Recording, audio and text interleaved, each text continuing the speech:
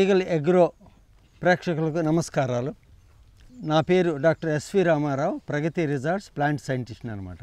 Nursery అనగానే రకరకాల మొక్కలు పెంచేటటువంటి ఒక సెంటర్ అనమాట, అది కేంద్రం. నర్సరీ అన్నటువంటిది అతి ముఖ్యమైనటువంటి భాగం మొక్కల పెంపకాల్లో. నర్సరీలో ప్రధానంగా మనం రకరకాల విత్తనాలు వాడుతుంటాము. మొక్కల యొక్క విత్తనాలని నాటే విధానాన్ని గురించి సాధారణంగా ఎట్లా చేస్తుంటాం అన్న దాని గురించి మనం తెలుసుకుందాం. ఈ నర్సరీలో ఎక్కువగాను బ్యాగ్ ఫిల్లింగ్ అని చేస్తుంటాం. పాలిథిన్ బ్యాగ్స్ కానీ అదర్ బ్యాగ్స్లో కానీ ఏదైనా పాట్స్లో కానీ సాయిల్ ఫిల్లింగ్, అంటే సాయిల్ అంటే సాయిల్ మెన్యూర్ మిక్సర్ అనమాట. సాయిల్ మెన్యూర్ మిక్సర్ ప్రిపరేషను స్పెషల్గా తయారు చేస్తుంటాము.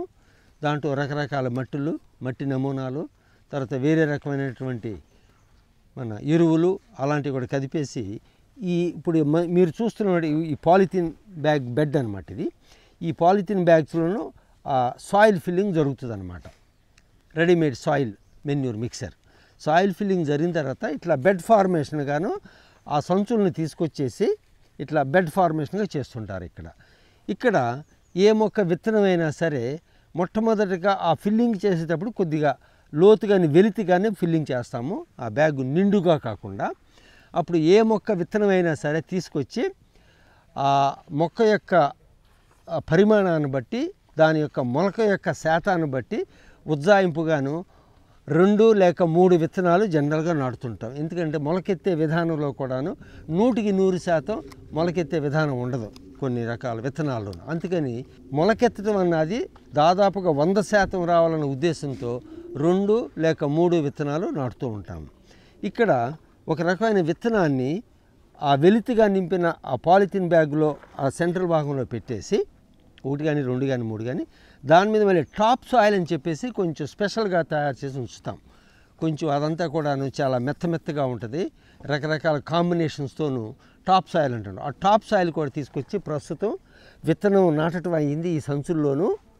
దాని మీద ఆ టాప్ సాయిల్ వేసి తర్వాత దాన్ని ఇమ్మీడియట్గా మన రోజ్ వాటర్ క్యాన్స్ అని ఉంటాయి, ఆ క్యాన్ వాటరింగ్ అన్నది అంటే షవర్ గాన్ అనమాట, దీనిమంతా అక్కడ ఇస్తుంటాము. వేసవి కాలంలోనూ ఉష్ణోగ్రత ఎక్కువగా ఉంటుంది కాబట్టి, ఎండలు అవి విపరీతంగా ఉంటుంది కాబట్టి మొలకెత్తే విత్తనం ఈ యొక్క ఎక్కువ ఉష్ణోగ్రతకి మాడిపోయే అవకాశం కూడా ఉంటుంది కాబట్టి ఇలాంటి విత్తనం నాటిన తర్వాత మల్చింగ్ అని చెప్పేసి ఒక రకమైన ఏదైనా గడ్డి ముక్కలుగా కానీ ఏదైనా బాగానో డీకంపోజ్ అయినటువంటి లీఫ్ మెటీరియల్ కానీ అలాంటిది మెత్తటి మెటీరియల్ ఒక మల్చింగ్గా దీని మీద ఆచ్ఛాదనం కలిగించడానికి, తేమను అట్లా ఉంచడానికి, చల్లదనం ఉంచడానికి, ఆ మొలకెత్తేటప్పుడు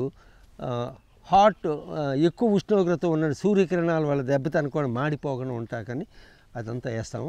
అప్పుడు మొలకెత్తే విధానం కూడాను దాదాపుగా సక్రమంగా మొలక వస్తుంటుంది అనమాట, అలాంటి మల్చింగ్ వేసిన ఆ సర్ఫేస్ నుండి. సో ఈ ప్రకారం ఈ విత్తనం నాటటము, దాన్ని సరిగ్గా చూసుకోవాల్సిన విధంగా మెయింటెనెన్స్గా చూసుకుంటాము. మరి వేసంకాలం కాబట్టి రోజు అన్న మేము క్యాన్ వాటరింగ్ అయితే ఇస్తాము.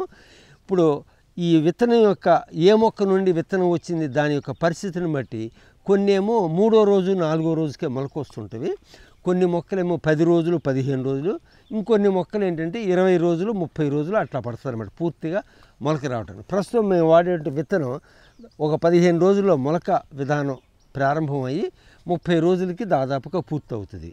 మేము నాటినట్టు విధానాన్ని బట్టి దాదాపుగా ఇలాంటి బెడ్లోనూ ఆ మొలకెత్తే పర్సంటేజీ, ఆ కెపాసిటీ, జెర్మినేషన్ కెపాసిటీ అన్నటువంటిది దాదాపు 80% తక్కువ కాకుండా మనం ఎక్స్పెక్ట్ చేయొచ్చు అనమాట ఇలాంటి చాట. ఇది జనరల్గాను నర్సరీలో విత్తనం నాటే విధానం ఓవరాల్గా ఇట్లా జరుగుతూ ఉంటుంది. రకరకాల స్టెప్స్, మెయింటెనెన్స్ అవన్నీ కూడా ఇట్లా జాగ్రత్తగా చూసుకోవాలన్నమాట. ఇలాంటి పరిస్థితులు ఏంటంటే మనం ఎక్కువ శాతం మొలక రావటం, ఎక్కువ మొక్కలు పెంచడం అన్నది మనకి చాలా ఆనందదాయకమైన విషయం అన్నమాట. Like and subscribe Eagle Media Works.